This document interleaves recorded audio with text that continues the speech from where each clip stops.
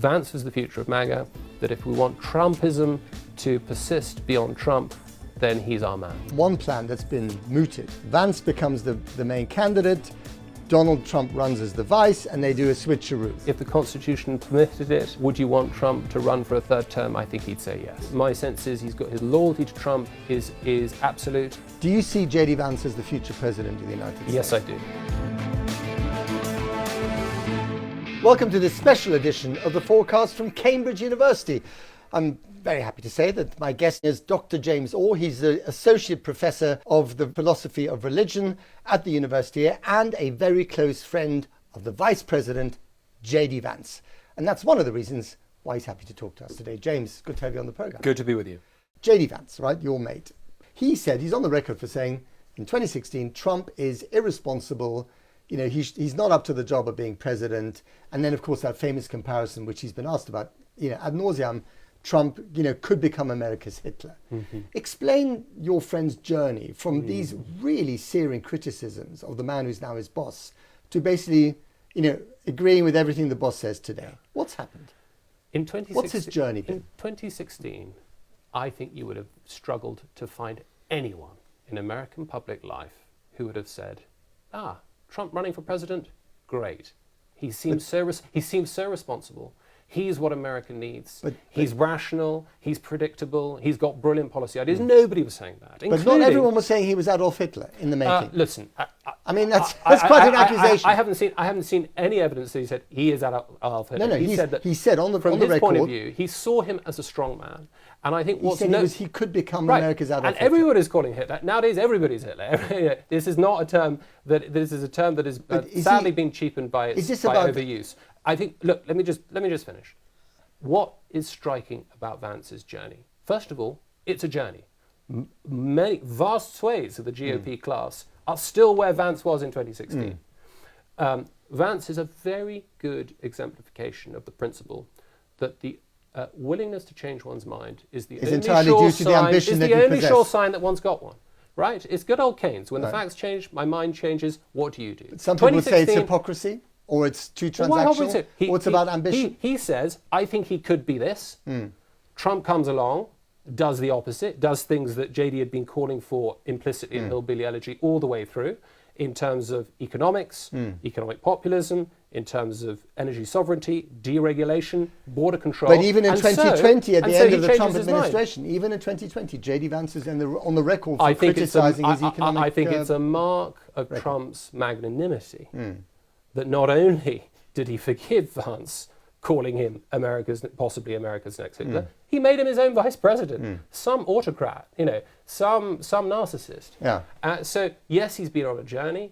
I think if you look at the strength of support he's shown from 2021 onwards, when he was running a very difficult Ohio campaign, it's very hard for us now to remember. Back in 21, 22, Trump he's been written off by the GOP. And actually, JD Vance's victory in that Senate was one of the few. The red wave that never was. That was his tiny little bit of a red wave. It was a red trickle. Little red trickle, and it was Vance. And from there on on the Senate floor, at enormous political cost, very isolated views, realist views on Ukraine and a whole range of other issues. It was a difficult thing to do, and he didn't waver. Trump and Team Trump saw that, and that's why they thought that Donald needs a dauphin. He's our dauphin. And also, I guess JD Vance realized in this one example that if you attach yourself to Donald Trump and he attaches himself to you, in some areas that could be a winning ticket, right?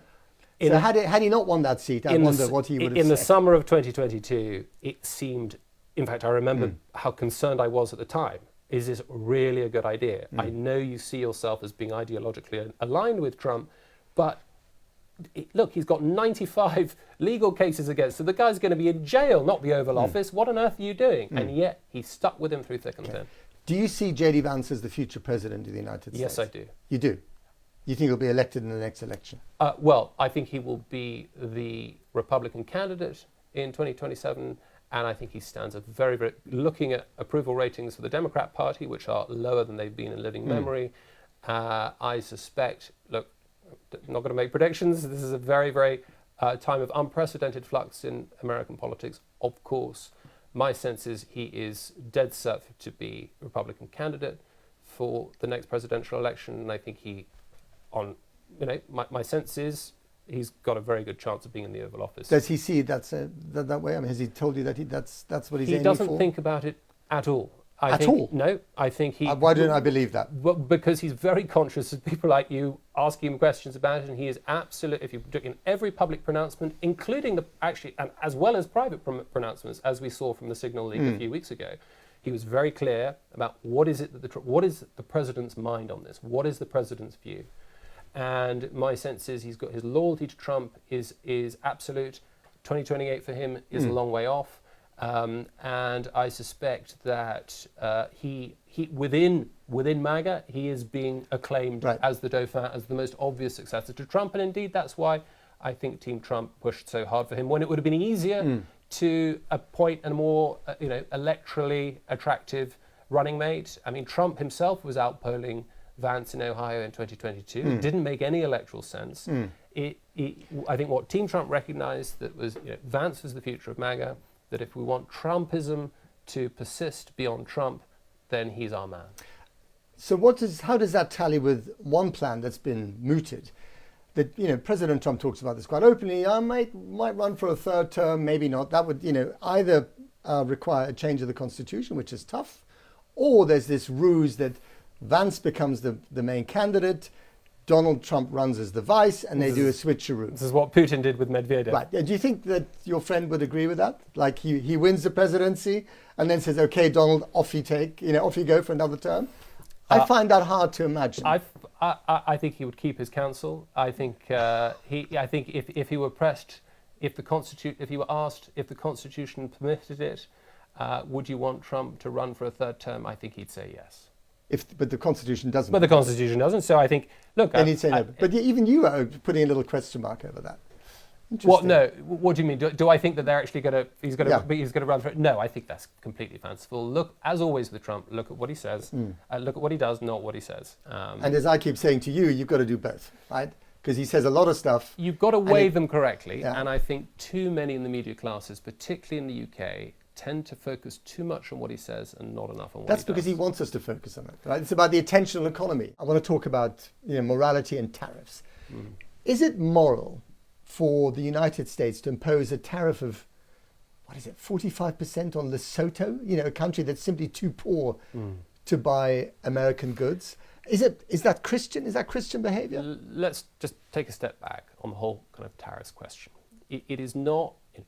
It's very easy to single out. Not just. I'm glad you're saying that as an associate professor of the philosophy of religion. We can come on to that. No. We can take. You want to take a philosophical view of tariffs? We could take a look at Lesotho, or we could take a look at that rock in the middle of nowhere with just penguins on it. Yes. Right. Exactly. Now, so what's going on here? As I understand it from trade specialists, and certainly not a trade specialist, if you're trying to signal to the world that you are interested, you are passionate about reducing tariffs and getting to the point of a fairer trade and freer trade, then you can't allow any loopholes, right? You can't allow China to sort of funnel its goods through Lesotho. Yeah. And so the question is, But I don't think the Chinese were using Lesotho. I think that one just got caught up in the geographical dragnet. Absolutely right. And I think the question is, but that's the problem, isn't it? This is a hammer for a nail. You want to use something slightly more precise. Look, from the Americans' point of view, this is not a nail. This is actually a deep structural problem in the post-war international order. And coming from the country that is by far the richest on the planet, that's not exactly done bad out of the system. That's done very bad. That has done very, very well, but is also catalyzing the prosperity of major emerging civilizational actors who are plainly hostile to not just American interests, but the interests of all of us across the West. And I think that's certainly the case with China. I'm talking absolutely about China. And no one disagrees with the fact that China has been very naughty when it comes to trade, and so the question stealing property rights, etc. The question is not, how dare, is it fair, is it moral, is it But Christian? that is the question. Well, no, because hold on. Forget about Christian. There's fairness in trade, whether you're a Jew or a Muslim as well, right? So, but is it fair? And is it necessary? And is it smart, James Orr? If you're a Christian politician, if you're any politician, to whom do you owe your first obligations and loyalties? To the people whom you represent. And from the Americans' point of view, the people that they represent have been marginalized and dispossessed. But which people? Because when you're talking about the small businessman, that imports Barbie dolls from China to sell in the... let me just finish. To sell in the toy shop down the road, small family business, they're going bust. You're talking about the auto workers who we had in the Rose Garden. They might not get the jobs that they've been promised as a result of all this. You're talking about your mates on Wall Street. Well, they're really upset because they've just lost a ton of money. The Trump-Vance administration are desperate to see a quick, concrete solution to what they see as an unfair trading environment. And the question is really a tactical one. Should they spend the next 4 years carefully negotiating bilateral trade agreements with Lesotho and other countries around the world? Don't bother with Lesotho. Well, their view is, tackle the big stuff. This is not a nail. This is a serious problem that needs a bazooka. We've got to rip the bandage off. What you're seeing is an attempt, an attempt to deal with an extremely complex problem. Roosevelt tried it in the 1940s. Reagan tried it in the 1980s with some success. He's attempting to reconfigure the entire global international order with respect to trade. And he sees in China, credibly and plausibly, a hostile civilizational actor that has done extremely well out of the United States, that is artificially manipulating its currency downwards to make its exports more attractive, that has been ripping off American intellectual property for many, many, many years, and that has been imposing consistently higher tariffs than America has been imposing on it. Same with the European Union with respect to tariffs. One thing that really strikes me, especially about him, your friend JD Vance, is, and he's smart, he's written a great book, The Hillbilly Elegy is a superb book. He is smart, but he's also angry. And that anger comes across, whether he's dealing with Zelensky in the Oval Office, whether he's addressing Europeans at the Munich Security Summit. Where's that anger from? I don't need to tell you, Matt. As a reporter, a seasoned reporter on the United Enough States, with the flattery. over many, many years, that anger is one that you can see it in Hillbilly Elegy, you see it in the book, you see it in that sense of pride that he has in Middle America, but also horror at what he perceives, I think quite plausibly, as the economic devastation of the American working classes. But I'm talking about civility, or rather the lack of civility, in something like dealing with President Zelensky in the Oval Office. I mean, that was appalling, wasn't it? The way he behaved towards someone. And I know, JD Vance knows about the military because he served in the military, but here's someone who's basically prepared to give his life for his country, who didn't run. The Americans offered him a ride, he didn't take it. And he's defended his nation from Russian aggression. And here's JD Vance basically, assaulting him in the Oval Office verbally. Look, I will simply say that in the 6 or 7 years I've known him, I have never known him lose his temper once. He's personally very equable. But he did then. And in that, look, we all lose our temper. Very easy to lose one's temper. In front of the cameras in the Oval Office? Well, I think it was unwise. Choose your moment.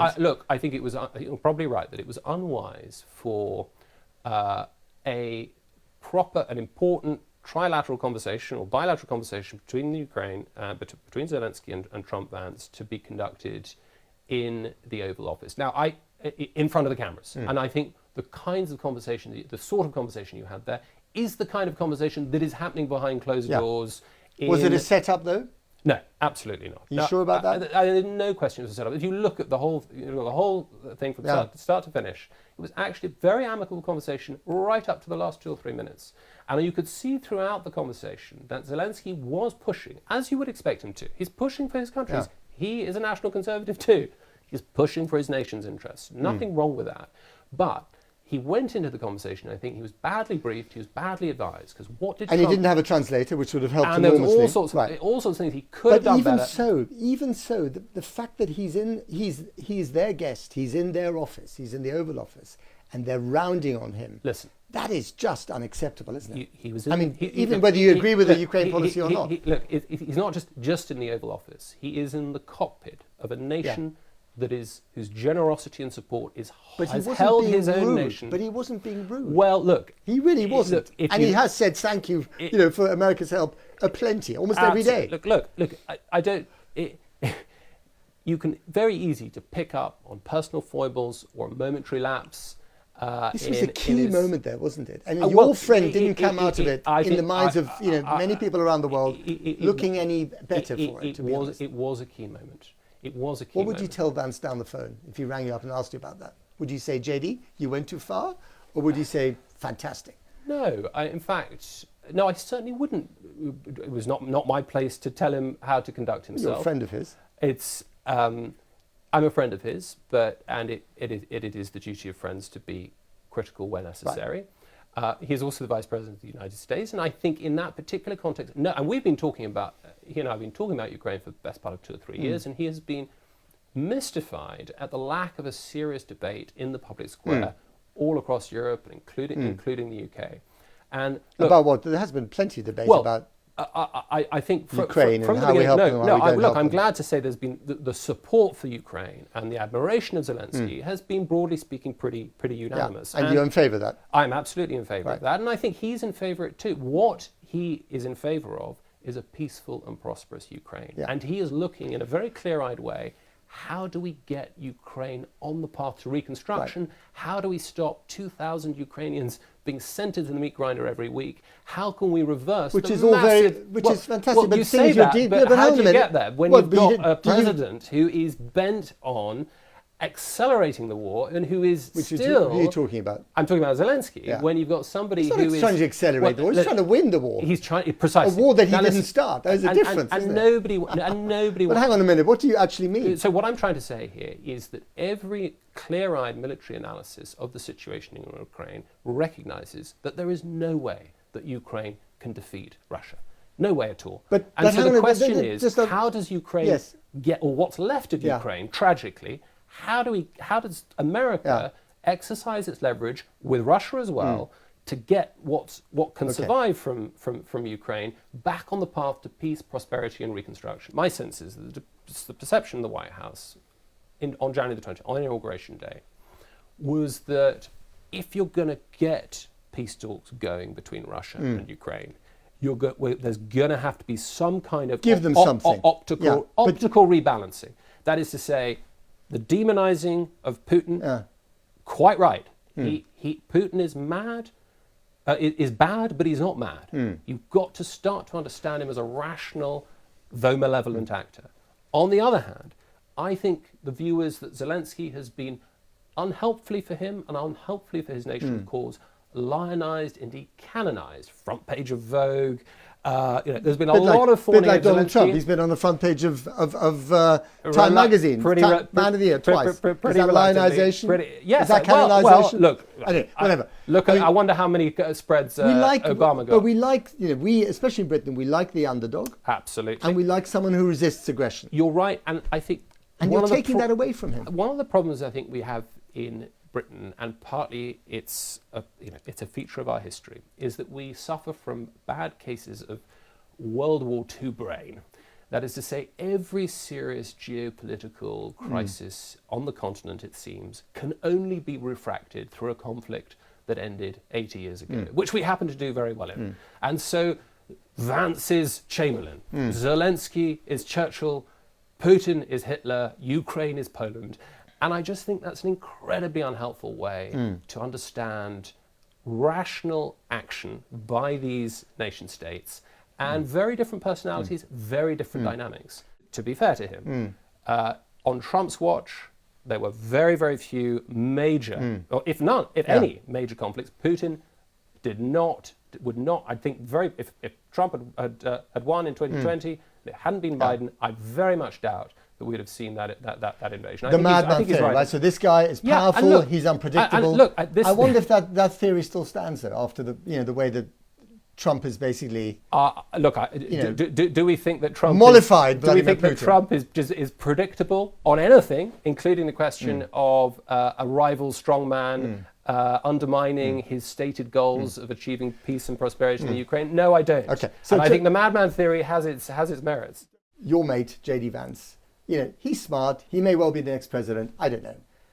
But he's also quite mean, isn't he? I mean, the stuff he said in Greenland about the Danes was just mean. It was impolitic. It was uncivil. This, the stuff that he said to the Europeans at Munich, that's mean. Politics. The way he treated Zelensky in the Oval Office, it's just mean. Can you talk to him and say, stop being so mean? You've been covering politics You're for not decades. mean. Politics is...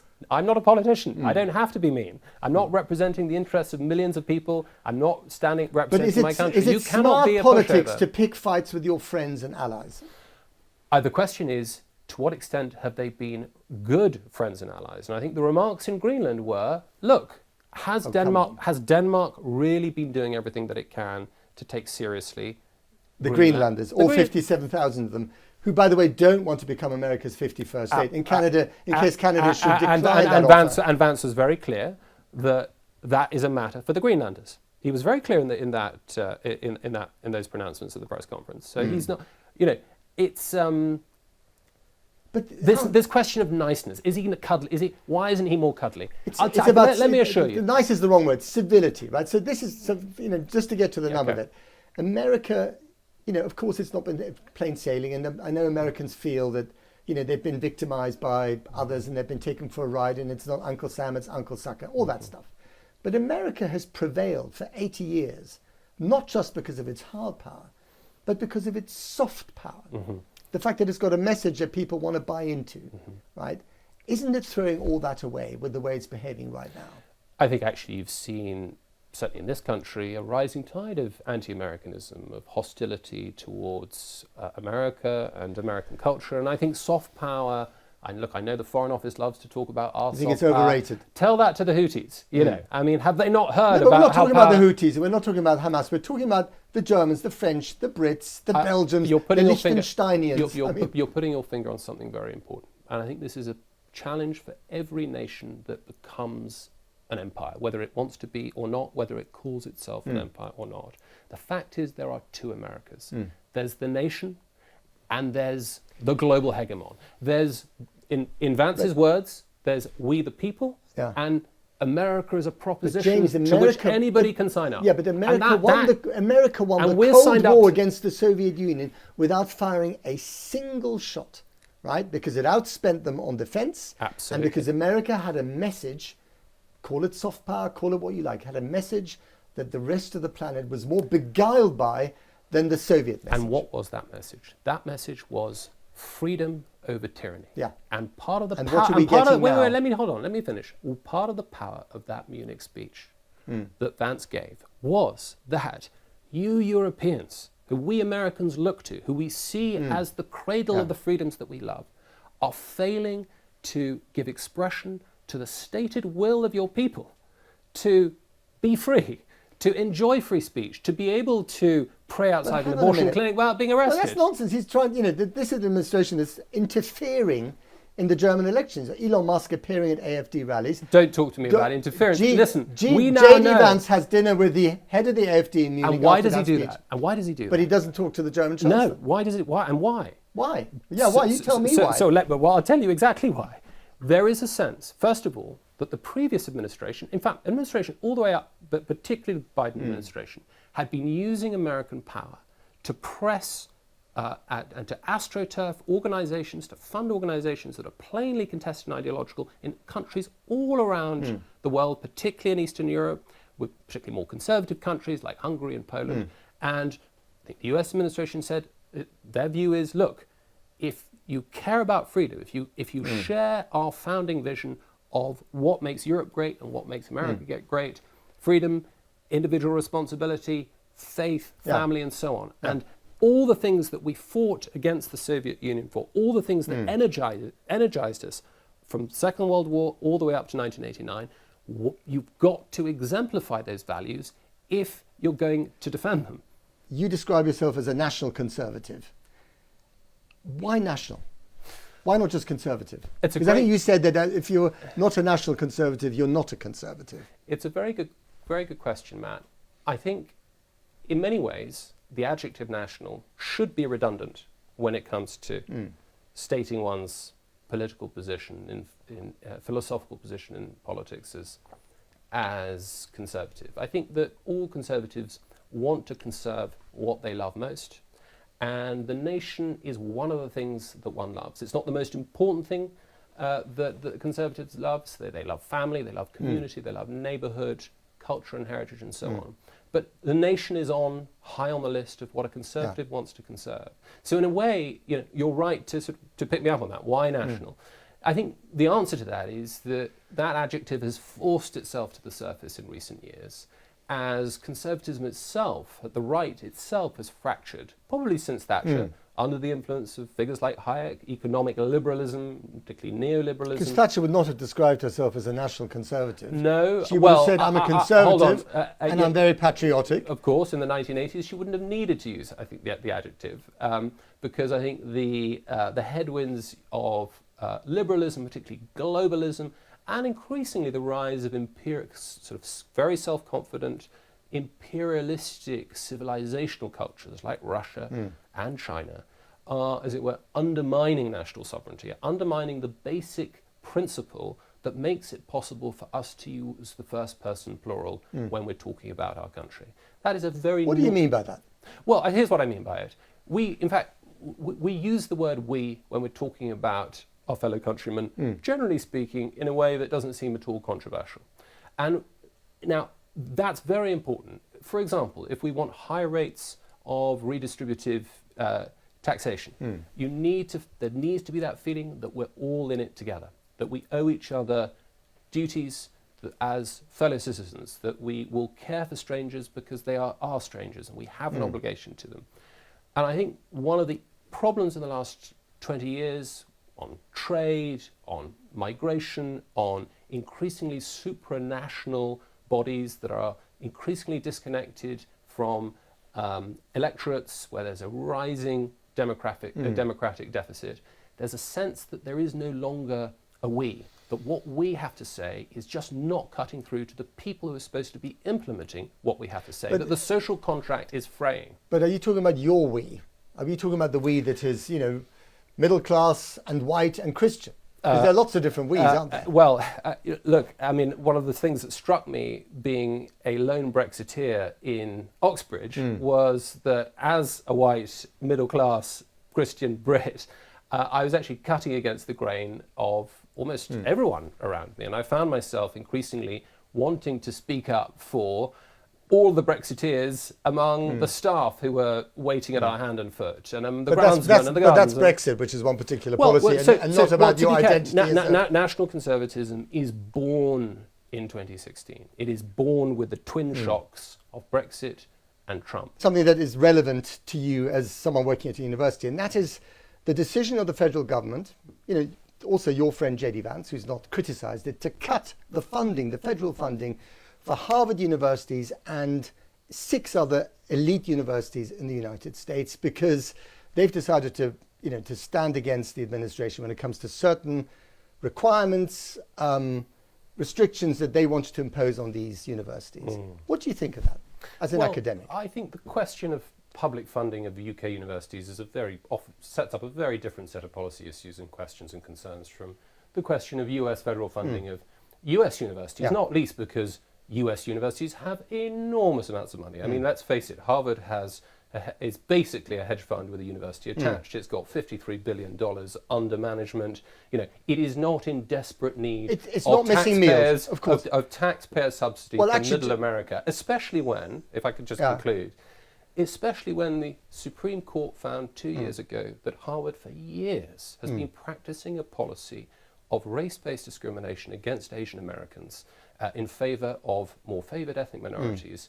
And that is something which deeply concerns the government, and I think concerns American taxpayers. American taxpayers want to see money go to intellectual cultures and institutions that pursue freedom of inquiry, that model balanced, reasonable disagreement about issues that Americans care about. The trouble is, as I know from I just got back from Berkeley in the United States. I actually had a wonderful time, and Berkeley is making great strides on this front. But many of the Ivy League universities are simply not reflecting the very real differences that are tearing America apart. And one of the primary public functions of university, in my view, is to inform an electorate and to model good disagreement on issues that reasonable Americans, reasonable citizens, disagree violently about, especially in a polarized culture. Right. And so But if all that the US can do Yeah. effectively is say, look, we expect federal subsidy from American taxpayers to be spent in a way that reflects the public good and does not privilege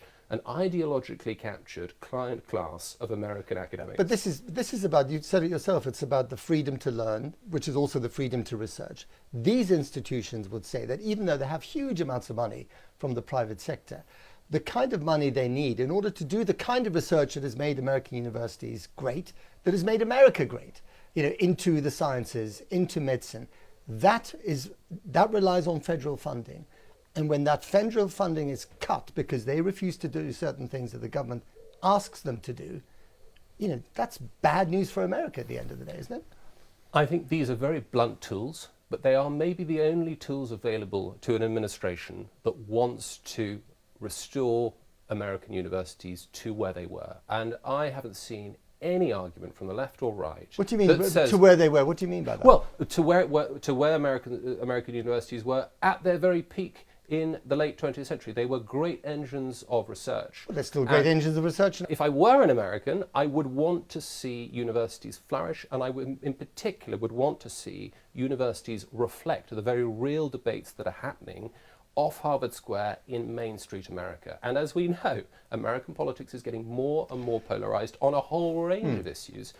Nobody doubts that Trump Vance, they were elected unambiguously back in November. Thank goodness. There was no doubt at all. Now, is it the case that every single policy action perfectly reflects every campaign promise? No. But my goodness, what politician can claim that they're able to do that? I think the real moral scandal would have been if they'd spent months and months, years and years, and saying we're going to bring in tariffs, we're going to try and sort out Ukraine, we're going to try and get a ceasefire, and then do nothing, and then do absolutely nothing. That would have been a democratic outrage. But there's not also something in authoritarianism, between. saying we're simply exercising our executive authority you to implement the will of our electorate. But you can live up to those promises, but do it in the right way and do it in a more nuanced way. You want them to be more cuddly. I can't make Donald Trump be more cuddly. Okay, James Orr, Dr. James Orr, Associate Professor of the Philosophy of Religion at Cambridge University. Thanks very much for letting us talk to you in your home. Great to be with you, Matt. That's it from the special edition of the Fourcast. Hope you enjoyed it.